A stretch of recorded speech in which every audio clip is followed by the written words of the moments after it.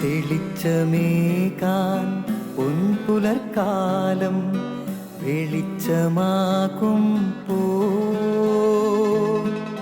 നുറുങ്ങുവെട്ടം പക്ഷിപരാഗം തെളിച്ചു കാട്ടും വരുന്നു ദൈവം മനസ്സിനുള്ളിൽ തിളക്കമേകിടാൻ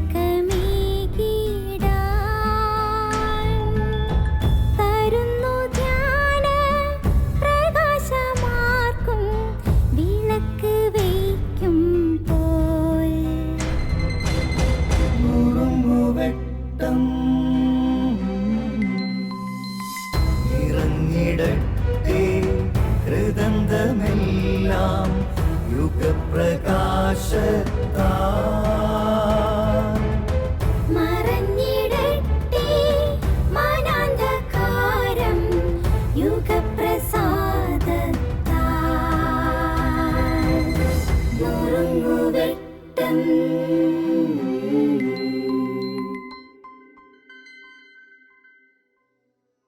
ഈശോ മിശിഹായിക്ക് സ്തുതിയായിരിക്കട്ടെ. ജെയറോസിൻ്റെ മകളെ ഈശോ സുഖപ്പെടുത്തുന്ന രംഗം.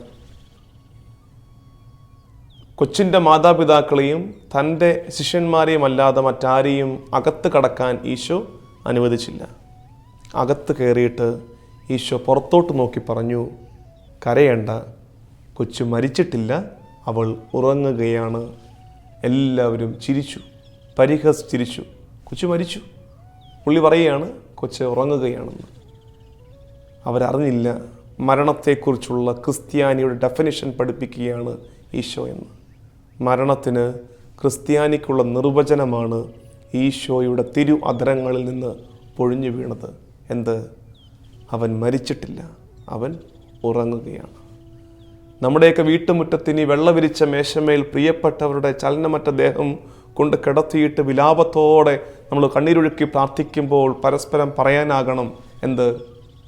മരിച്ചിട്ടില്ല, ഉറങ്ങുകയാണ്. ക്രിസ്ത്യാനിക്ക് മരണം ഉറക്കമാണ്.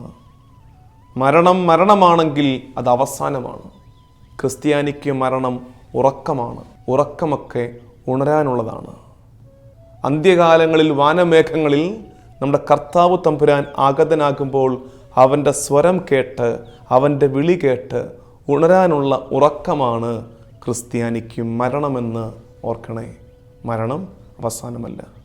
പ്രിയപ്പെട്ടവരാരോ മരണപ്പെട്ടു പോയതിൻ്റെ, കാലം ചെയ്തു പോയതിൻ്റെ ആത്മനൊമ്പരത്തിൽ, ഹൃദയവ്യതയിൽ ഇപ്പോഴും കണ്ണീരും കഥനവുമായി ജീവിക്കുന്നവരാണ് നിങ്ങളെങ്കിൽ കേൾക്കണേ, മരണം അവസാനമല്ല, മരണം ഉറക്കമാണ്.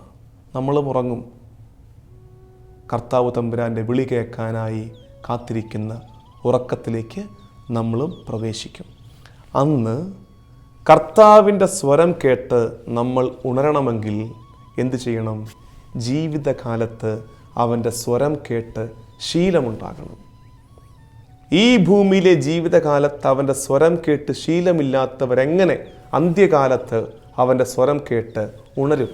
അതുകൊണ്ട് പ്രിയമുള്ളവരെ, ഈ ജീവിതകാലത്ത് കർത്താവിൻ്റെ സ്വരം കേട്ട് ശീലിക്കാം. എങ്ങനെയാണത്?